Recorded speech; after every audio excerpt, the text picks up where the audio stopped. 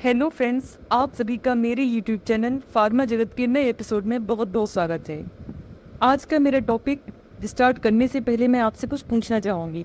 अगर मैं आपसे ऐसा कहूँ कि एक इंग्रेडिएंट है जिसका यूज़ करने से आपकी स्किन एकदम ब्राइट और कॉम्प्लेक्शन एकदम फेयर हो जाएगा, और वो भी बिना किसी स्किन इरिटेशन के, बिना स्किन साइटोटॉक्सिसिटी के, तो ये काफ़ी खुशी की बात होगी। और एक ऐसे ही इंग्रेडिएंट का नाम है अल्फा आर्ब्यूटिन। वैसे तो स्किन वाइटनिंग के लिए अल्फा आर्ब्यूटिन से ज़्यादा इफ़ेक्टिव हाइड्रोक्विनोन है, लेकिन हाइड्रोक्विनोन कहीं ना कहीं स्किन इरिटेशन या साइटोटॉक्सिसिटी कॉज कर सकता है, जबकि अल्फा आर्ब्यूटिन जो है वो लगभग सेफ है। उसमें किसी भी तरह के स्किन प्रॉब्लम्स होने के चांस नहीं है, इसलिए इसका यूज़ आप काफ़ी निश्चिंत होकर कर सकते हैं। तो आज का ये जो मेरा टॉपिक है उसका नाम है अल्फा आर्ब्यूटिन। अल्फा आर्ब्यूटिन किस तरह से स्किन कॉम्प्लेक्शन को फेयर बनाएगा, किस तरह से स्किन के लिए हाइड्रोक्विनोन के कंपैरिजन में सेफ है, इन सभी चीज़ों को जानने के लिए पूरा वीडियो एंड तक जरूर देखें। Alpha arbutin white crystalline powder होता है और ये बेरबेरी प्लांट से डिराइव होता है। हाइड्रोक्विनोन का ये एक माइल्डर अल्टरनेटिव है। केमिकली अगर देखा जाए तो अल्फा आर्ब्यूटिन एक ग्लाइकोसाइड है। ग्लाइकोसाइड से मतलब है कि एक ऐसा नॉन शुगर मॉलिक्यूल जिसके साथ में एक शुगर मॉलिक्यूल अटैच हो। अल्फा आर्ब्यूटिन हाइड्रोक्विनोन का ग्लूकोसाइड होता है। इसका केमिकल नेम है 4-हाइड्रोक्सीफिनाइल डी ग्लूकोपाइरोनिसाइड, और इसका जो स्ट्रक्चर है सामने स्लाइड में शो हो रहा है। अल्फा आर्ब्यूटिन के अगर हम मेन यूजेस देखें तो वो है स्किन को हाइड्रेट करके ग्लोइंग बनाना, स्किन से टैन रिमूव करना, और स्किन का जो कलर है उसको लाइट करना। अब ये सारे काम अल्फा आर्ब्यूटिन कैसे करता है, इसकी क्या मैकेनिज्म है, ये सब समझने से पहले हमें एक पिगमेंट जिसका नाम होता है मेलानिन, उसके बारे में जानना ज़रूरी है। तो ये जो मेलानिन पिगमेंट है ये हमारी बॉडी में मेलानोसाइट्स नाम की सेल्स होती हैं जो कि स्किन, हेयर, आइज़ और ब्रेन की कुछ पार्ट्स में पाई जाती है, वहाँ पर प्रोड्यूस होता है। और इन टिश्यूज़ के कलर के लिए मेलानिन ही रिस्पॉन्सिबल होता है। मतलब हमारे बालों का कलर कैसा है या हमारी स्किन का कलर कैसा है वो डिपेंड करता है कि उसमें मेलानिन कितना है। साथ ही मेलानिन का एक और यूज़ है स्किन का यूवी रेडिएशन से प्रोटेक्शन करना। अब एक चीज़ तो क्लियर हो गई है कि जब स्किन कलर मेलानिन के कारण होता है, इसलिए अल्फा आर्ब्यूटिन मेलानिन प्रोडक्शन को रिड्यूस करके स्किन के कलर को लाइट कर सकता है। तो ये सारी चीज़ें कैसे होती हैं हम आगे वीडियो में देखेंगे। अल्फा आर्ब्यूटिन मेलानिन की सिंथेसिस को कैसे रोकता है, ये जानने से पहले हमें ये जानना जरूरी है कि मेलानिन की सिंथेसिस कैसे होती है। सबसे पहले हमें देखना है कि मेलानोसाइट्स क्या होता है। मेलानोसाइट्स स्पेशलाइज्ड सेल्स होती हैं जो कि एपिडर्मिस की बेसल लेयर में लोकेटेड होती हैं। एपिडर्मिस हम जानते ही हैं कि एपिडर्मिस स्किन की आउटर मोस्ट लेयर होती है। इसके बाद में जो हमें देखना है वो है मेलानोसोम्स।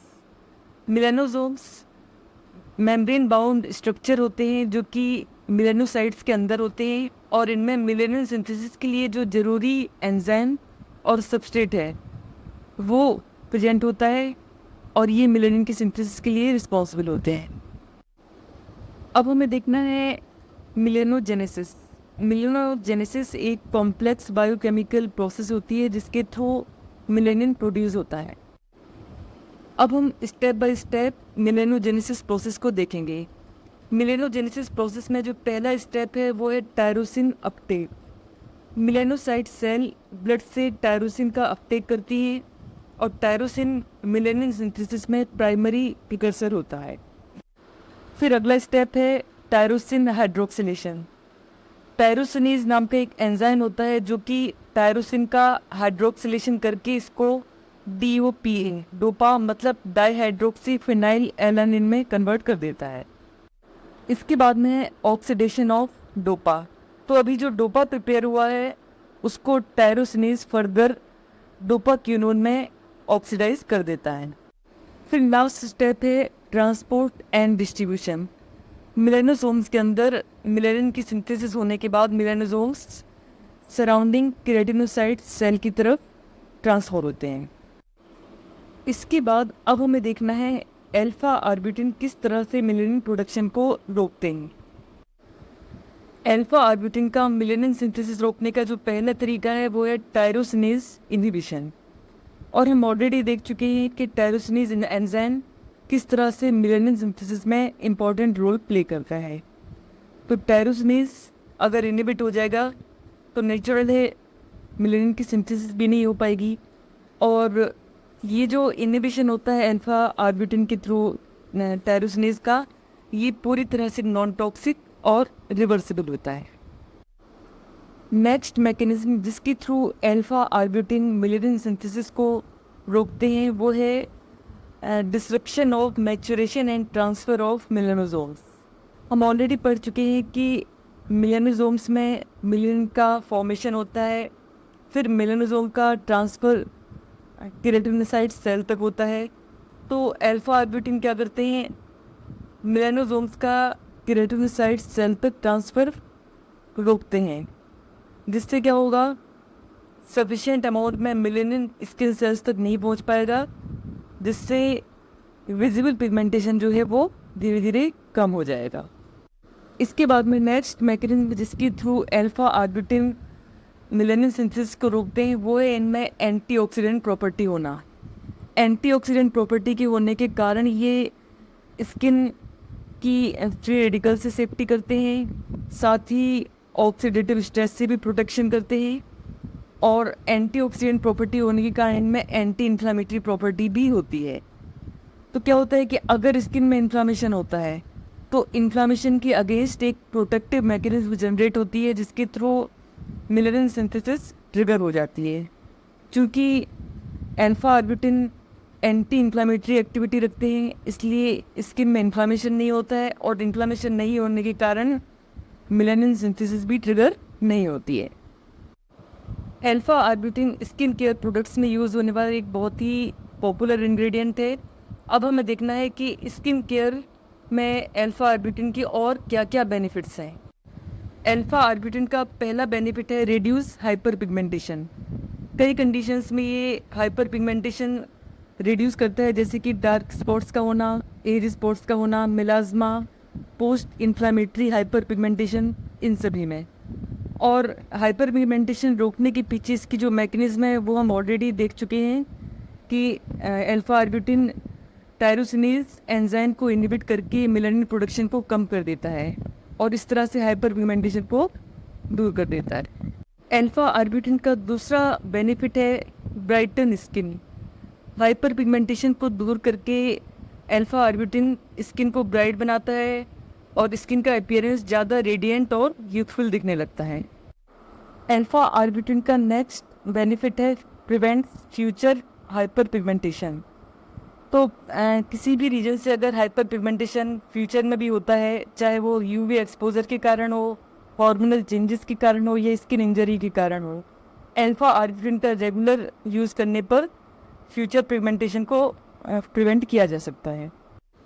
अल्फा आर्बिटिन का नेक्स्ट हेल्थ बेनिफिट है एंटीऑक्सीडेंट प्रॉपर्टी। अल्फा आर्बिटिन में एंटीऑक्सीडेंट प्रॉपर्टी होने के कारण ये फ्री रेडिकल्स या ऑक्सीडेटिव स्ट्रेस के कारण स्किन को जो हार्म हो सकता है उसको रोकते हैं। इस तरह से प्री मैच्योर एजिंग रुक सकती है, और स्किन ज़्यादा हेल्दी लंबे टाइम तक मेंटेन बनी रह सकती है। अल्फा आर्बिटिन का नेक्स्ट बेनिफिट है इवन स्किन टोन। क्योंकि अल्फा आर्बिटिन हाइपर पिगमेंटेशन दूर करता है, इसलिए ये स्किन के वो एरियाज जहाँ पर पिगमेंटेशन ज़्यादा है उनको टारगेट करके पिगमेंटेशन दूर करता है, और इवन स्किन टोन मेंटेन रखने में हेल्प करता है। अल्फा आर्बिटिन का नेक्स्ट स्किन बेनिफिट है synergistic effect with other ingredients. Alpha arbutin का यूज़ अगर स्किन केयर प्रोडक्ट्स में अदर इंग्रेडिएंट्स जैसे कि विटामिन सी, नियासिनामाइड या हाइलुरोनिक एसिड, इनके साथ किया जाए तो ये स्किन को और भी ज़्यादा ब्राइटनिंग और एंटी एजिंग इफेक्ट प्रोवाइड करता है। अल्फा आर्बिटिन का नेक्स्ट बेनिफिट है मिनिमल सन सेंसिटिविटी। अल्फा आर्बिटिन के अलावा जितने भी स्किन लाइटनिंग एजेंट होते हैं उनके साथ में ये प्रॉब्लम होती है कि उनका अगर डे लाइट में यूज़ किया जाए तो स्किन की सन सेंसिटिविटी इंक्रीज़ हो जाती है।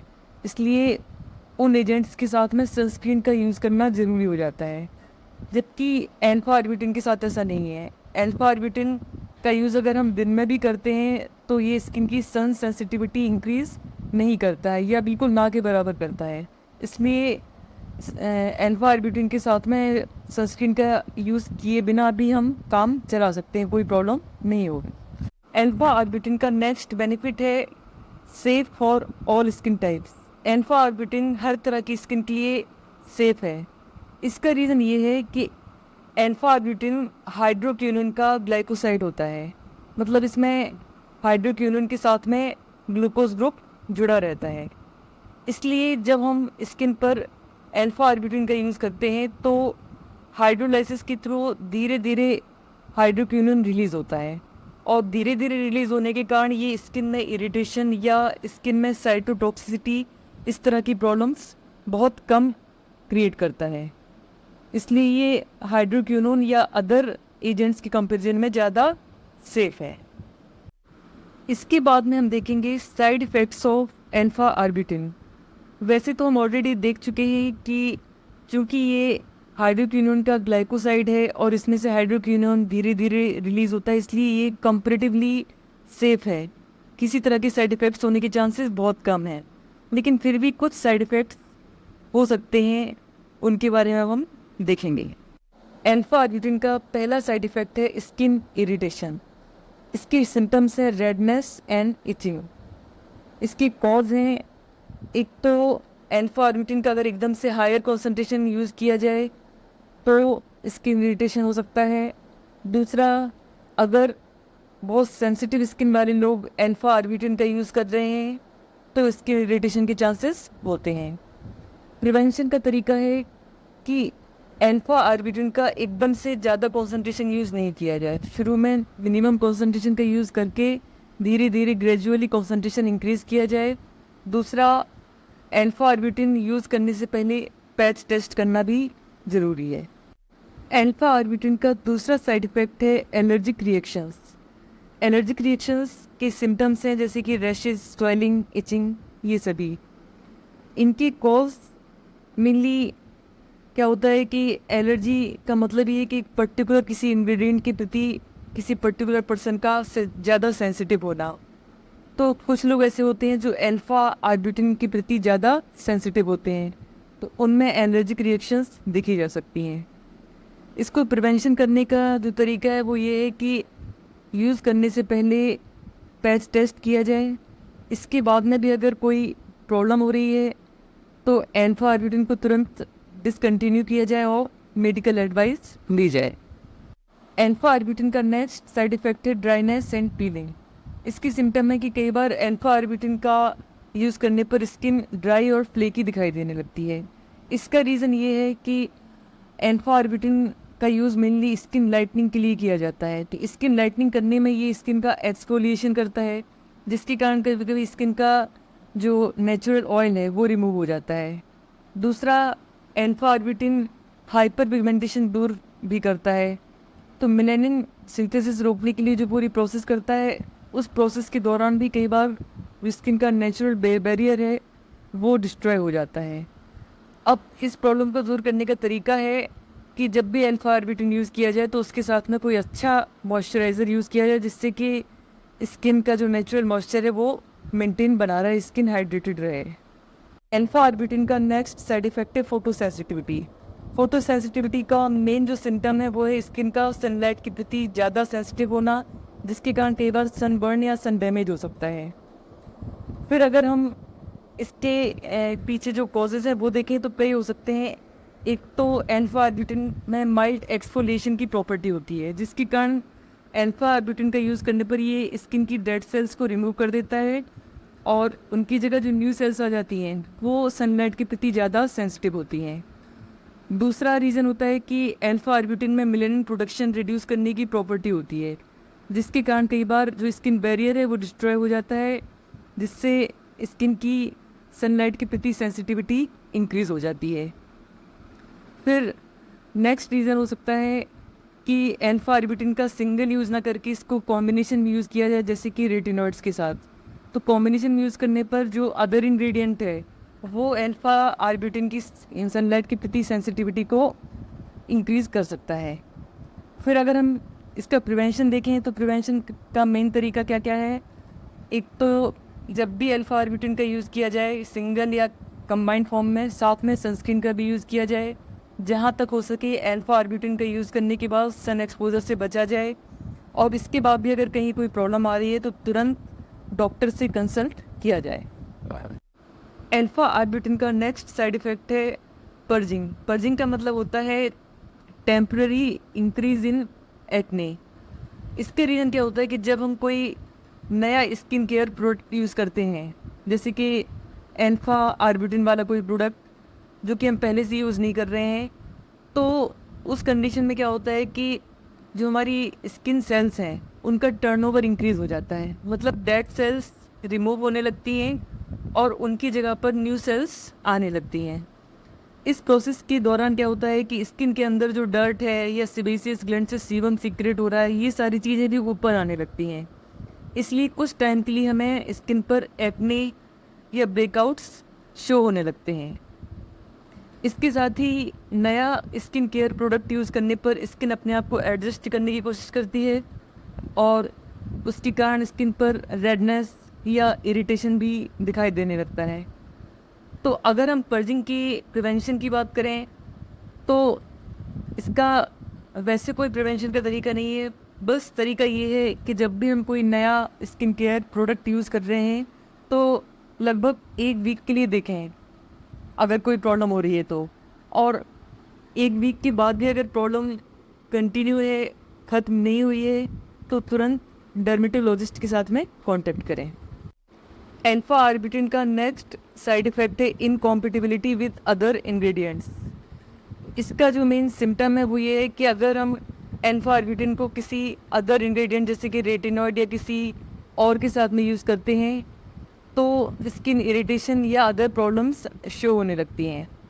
इसके पीछे रीज़न होता है कि अल्फा आर्बिटिन हो सकता है जिस इंग्रेडिएंट के साथ में हम यूज़ कर रहे हैं वो कॉम्पिटिबल ना हो, इनकॉम्पिटिबल हो। इनकॉम्पिटिबिलिटी का मतलब है कि 2 इंग्रेडिएंट्स अलग अलग किसी तरह का कोई हार्मफुल इफ़ेक्ट प्रोड्यूस नहीं करते हैं, लेकिन साथ में यूज़ करने पर हार्मफुल इफ़ेक्ट शो करते हैं। अब इसका प्रिवेंशन का तरीका इसकी कॉज में ही छुपा है कि अगर अल्फा आर्बिटिन का कॉम्बिनेशन में यूज़ करने पे किसी तरह की प्रॉब्लम हो रही है, स्किन इरिटेशन हो रहा है, तो अल्फा आर्बिटिन का सिंगल यूज़ किया जाए, और फिर भी कोई प्रॉब्लम हो रही है तो डॉक्टर से कंसल्ट करना ज़रूरी है। अभी तक हमने अल्फा आर्बिटिन के जो मेन साइड इफ़ेक्ट्स हैं वो सभी देख लिए हैं। इसके बाद में एक प्रॉब्लम है जो अल्फा आर्बिटिन के साथ में हो सकती है, वो है long term safety. Alpha arbutin वैसे तो हाइड्रोक्विनोन के कंपैरिजन में सेफ़ है, इसमें साइटोटॉक्सिसिटी या स्किन इरिटेशन इस तरह की प्रॉब्लम्स नहीं देखी गई हैं।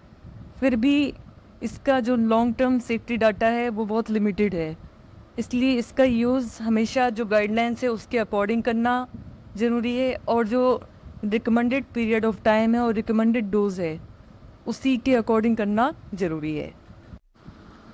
इसके बाद में हमें अल्फा आर्बिटिन के नेचुरल सोर्सेज देखना है, और इसके इम्पॉर्टेंट नेचुरल सोर्सेज हैं बेरबेरी, क्रैनबेरी एंड ब्लूबेरी। अगर हम बात करें अल्फा आर्बिटिन के प्रोडक्ट्स की, तो अल्फा आर्बिटिन कई तरह के प्रोडक्ट्स में मार्केट में अवेलेबल है, जैसे कि सीरम की फॉर्म में, क्रीम या लोशन की फॉर्म में, टोनर की फॉर्म में, शीट मास्क के फॉर्म में, या फिर सनस्क्रीन के साथ में कॉम्बिनेशन में। सामने इमेज में अल्फा आर्बिटिन का एक सीरम शो हो रहा है। इसी के साथ मेरा ये वीडियो यहीं कंप्लीट होता है। अल्फा आर्बिटिन के बारे में अगर आप कुछ और जानना चाहते हैं या आपके दिमाग में कोई क्वेरी हो तो आप कमेंट सेक्शन में पूछ सकते हैं। साथ ही मैं आपसे फिर से रिक्वेस्ट करना चाहूँगी कि अगर आपने मेरा चैनल अभी तक सब्सक्राइब नहीं किया है तो तुरंत सब्सक्राइब करें। साथ ही वीडियो को लाइक, शेयर और कमेंट करना ना भूलें। Thank you very much. मिलते हैं नेक्स्ट वीडियो में।